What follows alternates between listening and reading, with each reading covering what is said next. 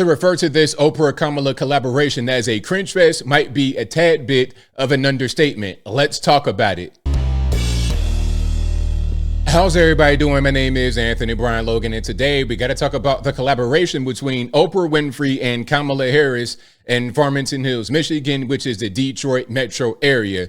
Now, as I said from the very beginning, to call this a cringe fest might be a tad bit of an understatement.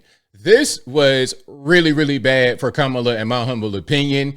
It was so bad that Oprah had to jump in and save her from herself, because there were quite a few questions, quite a few celebrity appearances and whatnot. But the one question that really kind of, raised my antenna was the whole thing about the border.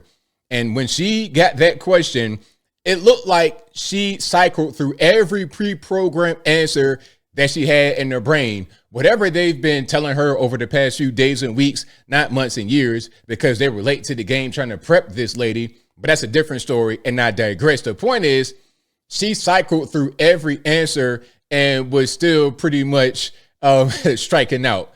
She couldn't come up with much. It was really bad. Now, before we get to the border kerfuffle, let's start with the guns issue, because she's been on the campaign trail.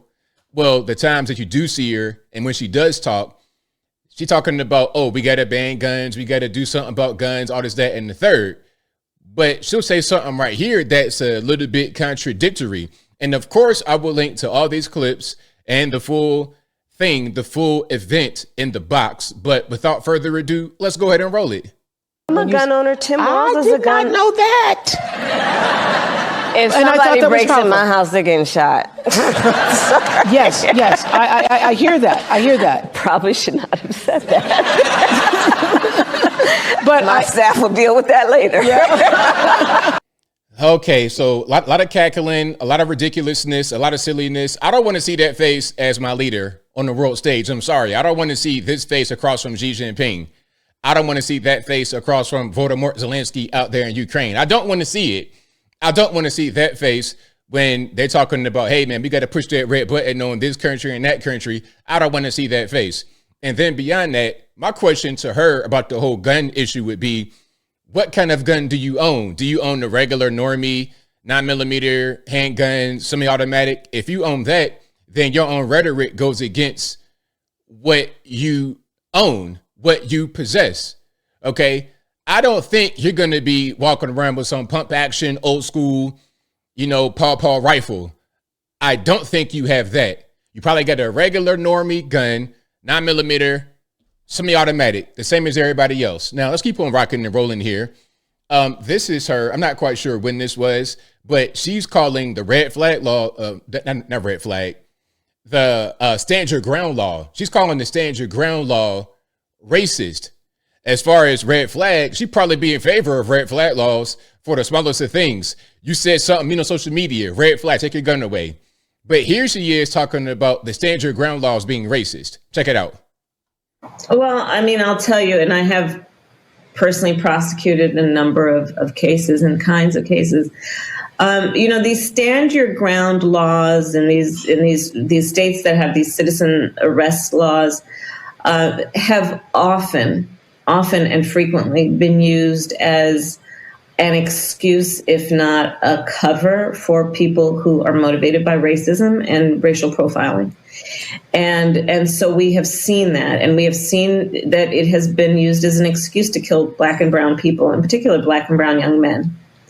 And we just have to speak truth about that, no matter how uncomfortable it makes us. Now, look, the stand your ground law, to speak about Florida, because that's where a lot of the controversy came from. The majority of the cases, from what I saw, or I didn't want to say the majority of the cases, I'll say it like this.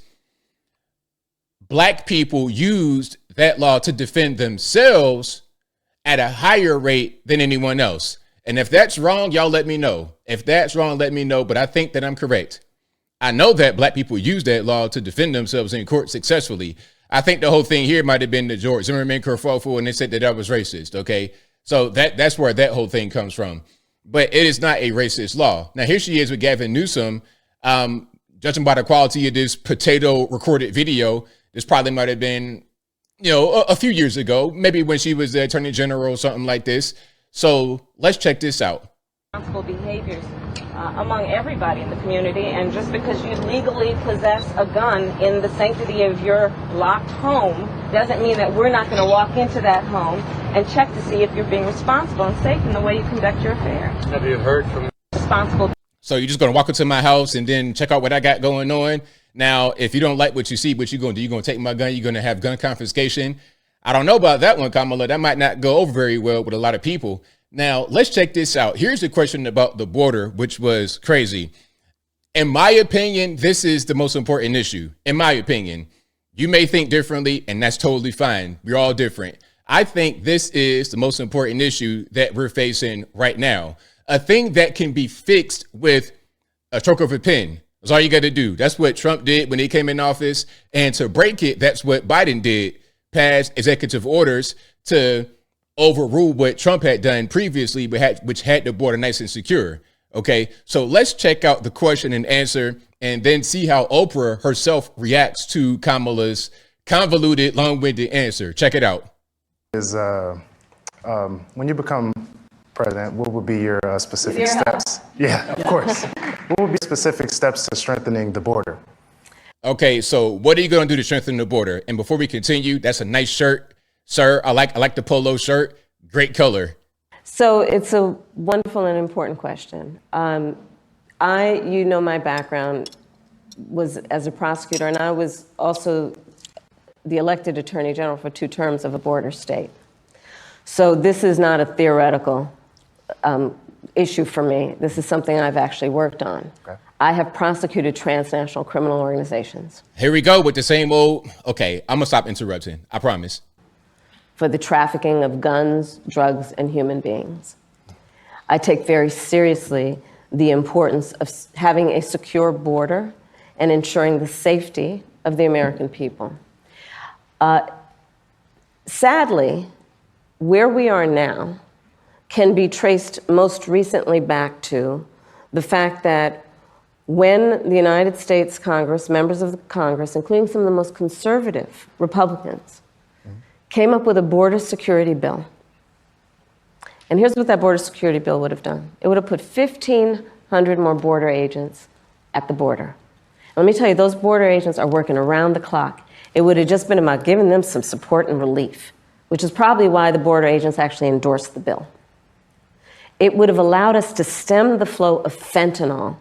And I'm looking at people from all over the country here, so I don't need to tell the folks who are watching this what fentanyl has done to families, to kids in our country, and the need to take seriously stemming the flow coming into our country. So what's your plan, though? Because we are 1 minute and 40 seconds into this clip, and I've not heard a plan. All that I kind of hear is that you want to revive the bill that died because it had a bunch of pork and other kind of stuff in it. And then why do we need a border bill when Trump had the border relatively secure without a bill? Why do we need a bill? Because you want to put other things in there. Why is the bill so long? Was it like 1,000 pages? Why? How hard is it to shut the border up? Just do it. Trump did it. Why can't y'all? And addressing that extraordinary and tragic issue in terms of its effect. The bill would have allowed us to have more resources to prosecute transnational criminal organizations. And it would have been part of the solution. And Donald Trump called up those folks and said, don't put that bill on the floor for a vote. He blocked the bill, and you know why? Why? Because he'd prefer to run on a problem instead of fixing a problem. The gaslighting is crazy because there was no problem with Trump. There was literally no problem with Trump. Y'all made the problem. Like y'all broke the border, and then you say, hey, American people, we're going to charge you your future, your children's future, your grandchildren's future to fix it. That's what's going on. And there's provisions in the bill. They said, okay, if we reach 5,000 crossers and counters or whatever per day, and we average that over a week, then we'll shut the border down. So you're going to let in 5,000 people. That's what I read. And if I'm wrong, y'all please correct me. The bill's trash. The bill's garbage. You don't need a bill to shut the border up because Trump did not have a bill and the border was shut. So let's just stop with the gaslighting. But I'm getting triggered. Let's keep on going. And he has put his personal political security before border security. Because understand, even in the intervening months, what that bill would have done to give support to folks who care about this issue. And this again gets to the point about what does leadership really look like? And is it about you or is it about the people? Right. Is it about running on problems or fixing problems? My work and my career has always been about saying, let's fix problems. Let's address the needs because we know it's within our capacity to do that. So to answer Justin's question, now that that bill has gone and hasn't passed, will you reintroduce that? Absolutely. And when I am elected president of the United States, I will make sure that bill gets to my desk and I will sign it into law. Okay, so that's what's going on there. But look, though, I mean, if what you said is correct, where people in government, congressmen, congresswomen, did not support the bill, what's going to change when you become the president? Are they still going to think the same way because you're the president? Well, your boss right now, your big dog, your OG, Joe Biden is in office right now as a president, allegedly, when he's not on the beach in Delaware.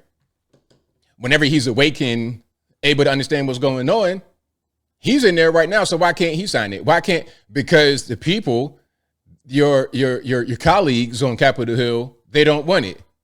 It's a bad bill. But as I close, I want to say this. Kamala, you're not doing very well out there on the campaign trail. You're not doing super well. Some are going to think that you're doing well because they're trained to think that way. It doesn't really matter who it is. It could be Joe Biden, who was pretty much on his last leg in 2020, could barely put two words together. They still voted for him. So if they voted that guy, then you're not that much. You're probably better than him. At least you kind of are cognizant of your surroundings. You might be a moron, but you're not necessarily a mouth drooling person as of yet. Okay, you're not 1,000 years old as of yet, so you'll do. There's not really a lot of enthusiasm for her, in my humble opinion. But I think I'll leave that right there for now. And what say you? Did you think she gave a great answer to the question about, hey, what are you going to do about the border? And how about her stance on guns? Talking about, oh, well, she just wants to ban assault weapons, assault rifles. What is an assault rifle? What is that? What does that really mean? AR-15? Is that what an assault rifle is? Armalite? That's the brand name. It doesn't mean assault rifle. And it goes back to the question, what is an assault rifle? Because can somebody tell me what that is? And here's the next thing. Don't just tell me what an assault rifle is. Tell me how an assault rifle differs from a regular rifle. Give me the reason why they're so different, where one is fine and the other one is not. Whatever your thoughts are, let me know in the comments below. You guys know where I'm at. Kamala is a cringe factory. She is a cringe reel, a walking hunk of cringe. That's her. And as far as her being the president, man, I just go out there and vote for the orange man, please, because that lady right there, that cannot be the leader. I would not want her to be the leader of my HOA. And that's 1,000% real talk, let alone the president of the USA. But whatever your thoughts are, please let me know in the comments below. And that's all I got to say for this video. If you like what you heard, please comment, rate, share, and subscribe. Peace.